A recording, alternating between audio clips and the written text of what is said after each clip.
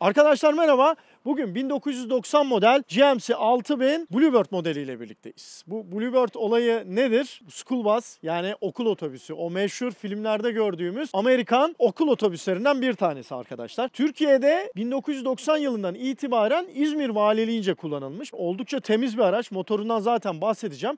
Ama şöyle genel olarak İnsanlar çok merak ediyor arkadaşlar bu tip araçları. Çünkü filmlerde dediğimiz gibi çok görmeye alışığız ama ülkemizde görmeye alışık olmadığımız bir model olduğu için size şöyle bir Bluebird modellerinden bir bahsedeyim.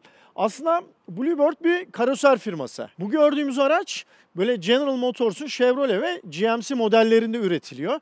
Ama normalde böyle şasili olarak çıkıyor ve de Bluebird firmasına gönderiliyor. Ve Bluebird firması da bu araçları alıyor. Arkalarına böyle otobüs şeklinde içini dışını komple yapıyor. Hatta içindeki bu şasi kartında bile school bus olarak belirtiliyor. Yani özellikle böyle yapılmış bir firma. Ayrıca Bluebird firması haricinde farklı firmalar da var ama en yaygını bu. Hatta bizim Tozlu Garaj'da bu aracın ilk jenerasyonlarından olan model de vardı. O Chevrolet'ydi. Kısa tip, aynı bunun gibi oldukça özel bir araçtı. Ve bu gördüğümüz araç General Motors'un orta tip ve üst tip, daha doğrusu ağır tip ticari araçlarından sayılıyor. Bunlardan kamyon da yapıyorlar, işte böyle otobüs de yapıyorlar, işte kamyonet tipleri var. Çok farklı tipleri mevcut. Amerika'da kullanılmış uzun dönem. Şöyle bir kısaca hemen tarihinden bahsedeyim. Bu kasa GMC'lerin ve Chevrolet'lerin esas olarak 1966 yılında üretilmeye başlanıyor. 1966'dan 84 yılına kadar birinci jenerasyonu üretiliyor. Onlar daha yuvarlak. Mesela bu araç nasıl köşeli ise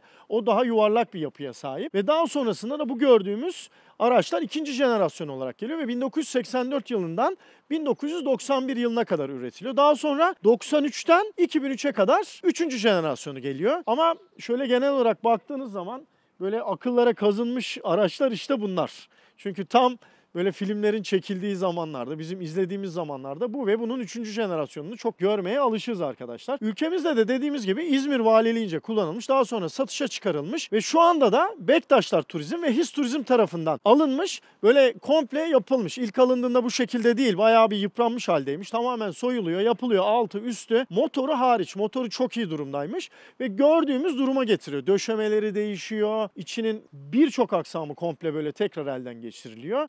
0 kilometre gibi tur otobüsü olmak üzere hazırlanıyor. Nevşehir'de kullanılacak bu Ürgüp Göreme tarafında turistleri gezdirmek için. Daha üzerine bakın, nostalji otobüsü diye de belirtmişler İngilizce olarak. Bu da güzel bir detay. Bu aracın da kısa tip olduğundan bahsettim. Yaklaşık 7-7,5 metre civarında bir uzunluğu var. Şimdi böyle dev bir aracın nasıl bir motoru var merak ediyorsunuz değil mi? Bir de has Amerikan, böyle katıksız Amerikan bir araç.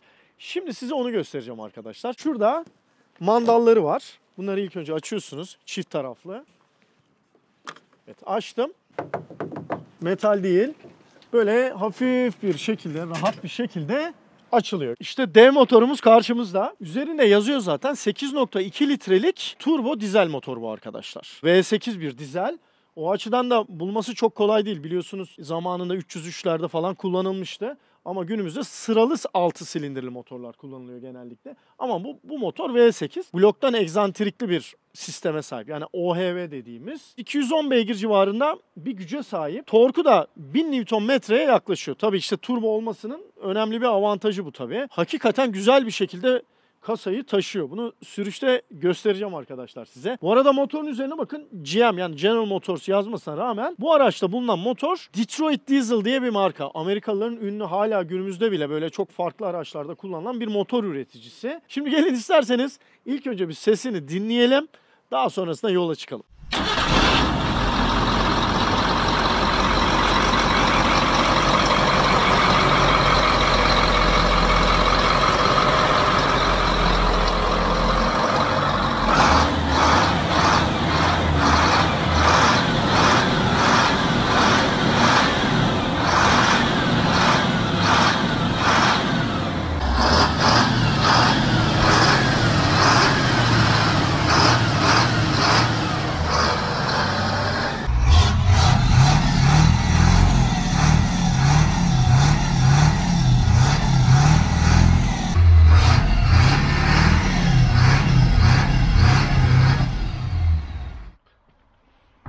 Bülent Kaptan merhaba. Merhaba, hoş Ne haber? geldiniz. Hoş bulduk. Teşekkür ettim. Nasılsın? Teşekkür ediyorum. Siz nasılsınız? Teşekkür ederim. Sağ ol. Şu kapının kapatışını göster Tabii istersen bir. Şöyle bir gösterelim. Evet, Şu tamamen şekilde mekanik. bıraktığımızda kilitlenmiş oluyor. kilitlenmiş oluyor. Emniyeti almış oluyor. Yani insanların dışarı çıkamamış oluyor. Açılması sağlığında Bir de aç bakalım şu istersen. şekilde, Süper. Bir şu de şekilde de kapımızı açıyoruz. süper. Kapatabilirsin şimdi. Tabii ki. Müthiş. Evet. Yola koyulalım mı artık? Tamam, çıkalım mı? Arkadaşlar merak ki çıkalım. Çıkalım hocam. Hadi bakalım.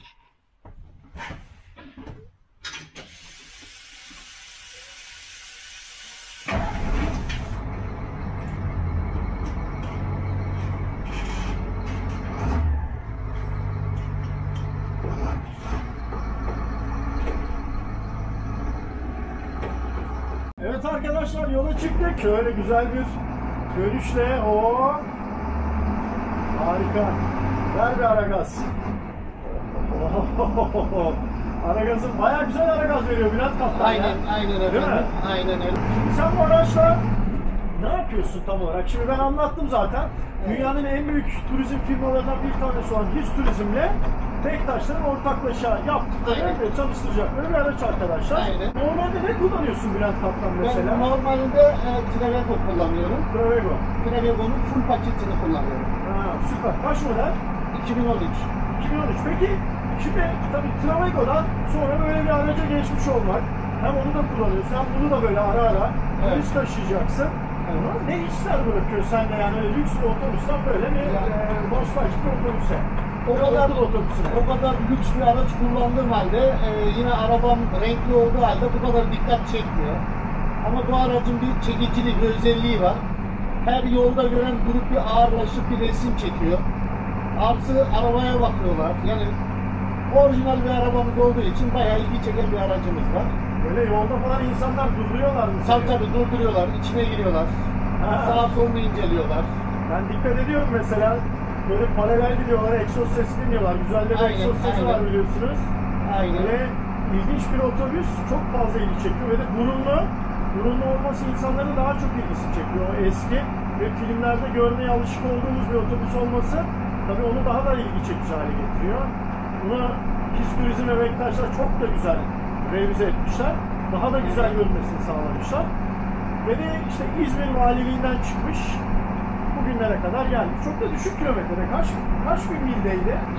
77.295. Yani arkadaşlar 77 bin mil, 100 bini biraz geçmiş bir araç. Böyle pırıl pırıl kalmış ve de zaten motorun herhangi bir modifikasyon vesaire bir rectification de yapılmamış. Bülent Kaptan, şimdi senin sol tarafında böyle çeşitli yerler var. Evet. Ayarlar. Öyle çok ilginç görünüyor. Böyle eğimli bir yer. Aynen. İlgi çekiyor yani normal otobüslerden biraz daha farklı ve her yerde metal. Direkt olarak mıknatısları biz yapıştırabilir. Bir anlatır mısın? Nerede ne var mesela bu aracın o sol tarafında? Şimdi kesinlikle bu aracımızın bu tarafı orijinal. Hiçbir şekilde bir değişiklik yapılmamış. Her şey orijinal kalmış. Aracımız doğal klimasıyla, fanıyla. Ondan sonra aracımızın içi sağlı sollu yine doğal. Doğal kliması dedi de bu arada arkadaşlar fırfırı çalıştırmışlar az önce. Şimdi havalandırmaya çalıştırdı. Ses yükseldi zaten. Evet süper, onu kapat. Aynı zamanda aracımızın bir özelliğiyle mesela öbür araçlarda koldan silegeçli. Bu aracımız yine orijinallerle Ha, direkt eski Amerikan araçlarında da öyledir. sisteminde. Frenimiz yine aynı orijinal şekilde direktmen şaftı kilitliyor. Yani öbür arabalar gibi dikslere, balatalar şey yapmıyor, baskı yapmıyor. Şafttan aracımızı durduruyor. Evet, şaftı sıkıyor yani. Aynen direkt şaftı sıkıyor. Aracımız bildiğiniz gibi 8 silindirli bir araç. Evet. 5 ileri manuel bir şanzıman var bu arada. Onu ben anlatımda söylemeyi unuttum arkadaşlar. O da önemli. Arka tekerleklere aktarılıyor bu motorun ürettiği 8.2 V8 turbo dizel motorun ürettiği güç ve tork. Şimdi bir şeye çıkıyoruz. Şöyle bir gaza bas da bir durak böyle normal çıkışından bakalım nasıl bir ataklık yapacak. Hafif de olsa hızlanıyor. Tabii hiçbir sıkıntı yok. 5'te misin şu anda? Aynen şu an 5. viteste. Ve şeyi doğru almaya da gerek yok. Hayır, hayır, Hafif kesinlikle, hızlandı. kesinlikle. İşte o motor hacminin yüksek olması. Şimdi mesela bir hidratasyondan geçtik. Öyle konforlu bir otobüs yani. Mesela ben shuttle'lara binmiştim Amerika'da. Bu tip böyle işte mesela farklı araçlardan bozma diyelim, onlardan yapma. Çok böyle konforsuzdu, tangır tungurdu. İşte Ford vesaire, GMC'nin çeşitli araçları. Ama bu araç mesela şimdi şeyden geçerken konforlu bir şekilde geçti. Yani o alışık olduğumuz dönüştürülmüş araçlardan daha konforlu bir yapısı var. Ben onu söyleyebilirim. Biz önceden bir çekim daha yaptık ama ses o kadar kötüydü ki arkadaşlar, o kadar kötüydü. Biraz yüksek devirli kullandık. Ondan dolayı tekrar çekim almamız gerekiyor. Şu an çift mikrofondayız bakın. Tüyümüz var, normal mikrofonumuz var. Ve de hakikaten benim beklentilerimden daha konforlu bir otobüs çıktığını söyleyebilirim. Bülent Kaptan. Ama ses seviyesi böyle bastığı zaman önden ayağı yükseliyor. Çünkü motor önde. Normal o alışık olduğumuz otobüsler gibi arkada değil. O yüzden de ses seviyesi ister istemez yükseliyor. O Magirus dolmuşlarda falan hatırlarsınız bayağı kısa da onlar tabii bunlarla bu kadar olmaz ama ciddi bir ses seviyesi oluyordu. Motor önde olduğu için. Bunda da benzer bir durum söz konusu. Ama yine de öyle aşırı rahatsız edici şekilde değil, böyle gürül gürül gelen bir sesi var yani, onu da söyleyebilirim. Şurada bir basar mısın ya? Bir düzde de bir basışını görelim, bir sesini falan.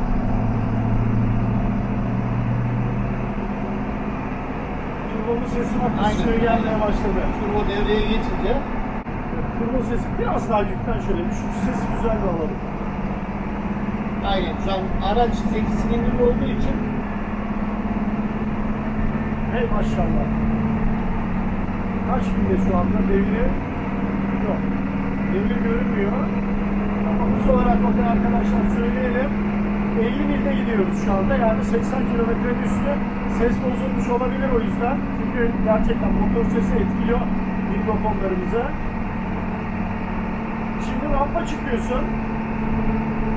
kesinlikle hiçbir rampada Evet. çıktığını sana hissettirmiyor. 4'te çıkıyorsun değil mi şu anda? Yok 5'le çıkıyorum. 5'le çıkıyorsun. 5'le Tamam. çıkıyorum. Yani öyle rampa çıkayım, araba boğulayım ya da bir vites aşağı düşünce böyle bir muhabbet yok bu araçta. Yok kesinlikle. Evet. Kesinlikle böyle bir şey yok. Bayağı rahat çıkıyor. Yani hiç sıkıntısız.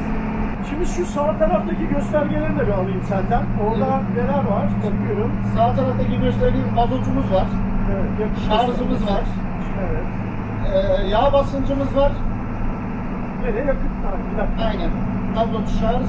Bir de hararetimiz. Yine hararet, evet. Aynen. Bu tarafta zaten pil olarak hız Aynen. göstergemiz var. Farlarımız var. Ha, orada farlar var. Evet, Bir de orada uzun söylediğim kısa, gibi.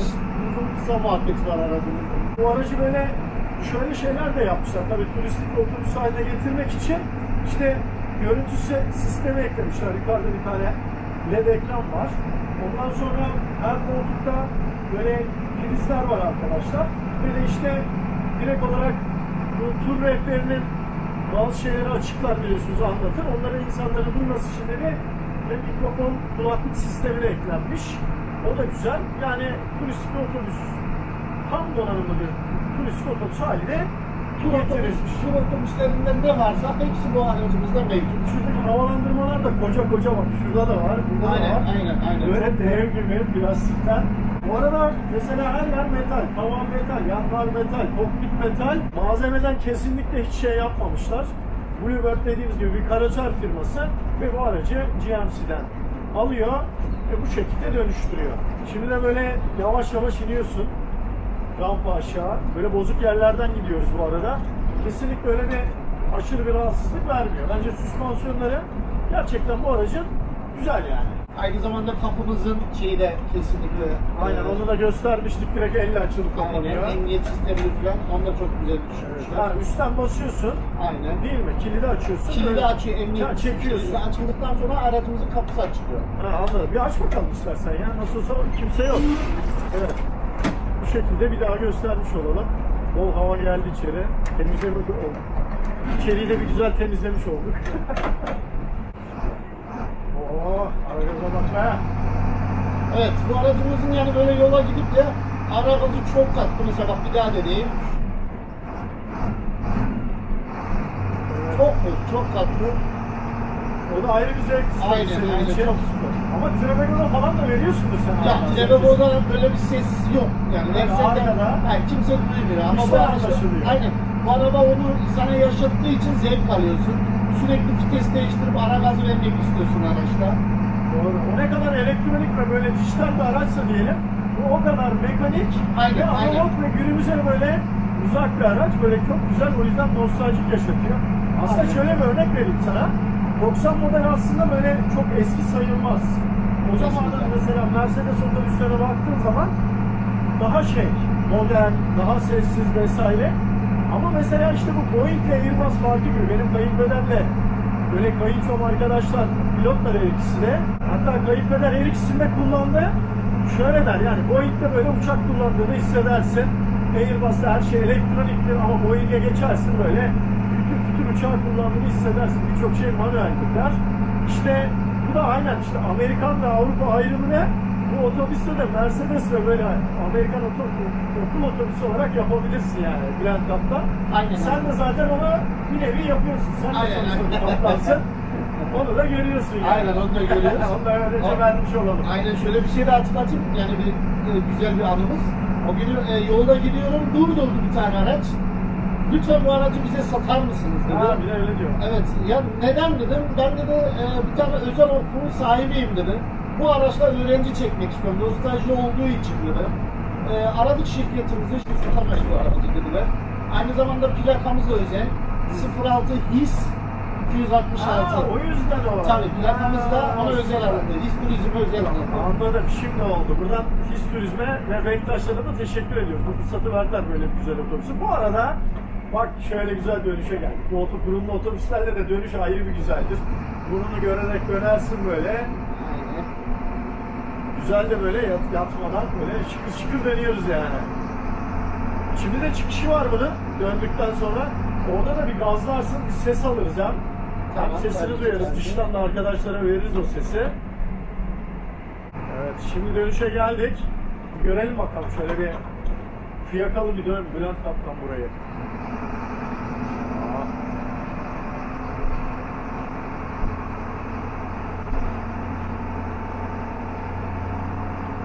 Şu turbonun devreye girme sesi çok güzel. Aşağı yukarı bakıyorum arkadaşlar böyle 2500-3000 devir arasında kendini hissettirmeye başlıyor bu dev turbonun sesi.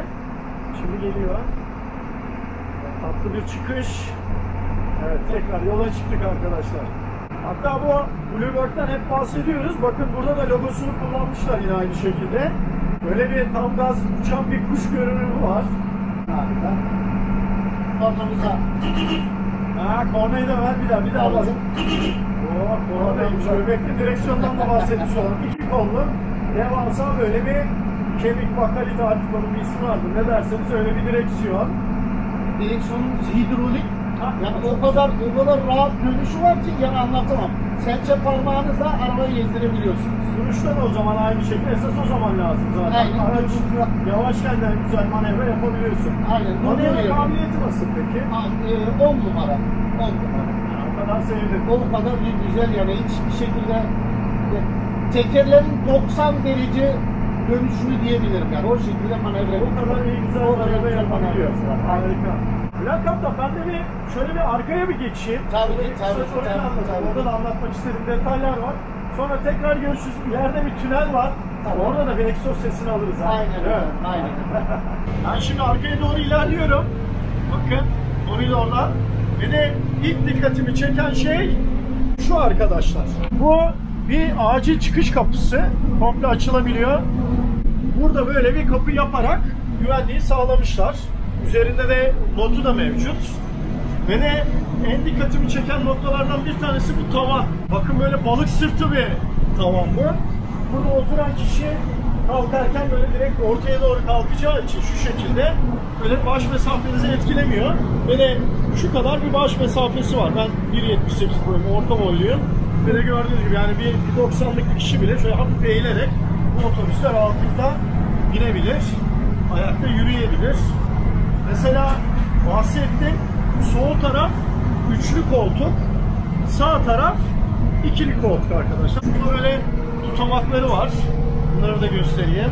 Pencereler bakın alüminyum ve de küçük yukarı doğru sürgülü ve aşağı doğru iniyor, yukarı doğru kapanıyor. Tam o dönemin özelliklerini yansıtan, tam Amerikan geleneklerini yansıtan bir otobüs. Bu arada Bülent Kaptan da yardırdı gidiyor. Tünele yaklaşıyoruz arkadaşlar. Tüneli öne geçirmek istiyorum. Ortanın yanında. Hatta şöyle bir şey yapalım. Daha güzel ses alabiliriz belki. Kapıyı da açalım. Ne dersin? Olur. Değil mi? Tabii ki. Kapıyı da açıp yaparsak daha güzel olabilir arkadaşlar. Arkadaşlar tünele geldik. Hatta tünelin kenarlarında duvarlar yüksek. Oradan da ses alabileceğimizi tahmin ediyorum. Hadi bakalım Bülent Kaptan. Kapımızı açalım. Aç, kapıyı da aç. Ben de şöyle yaklaşayım. Biraz daha ses için. Haydi bakalım.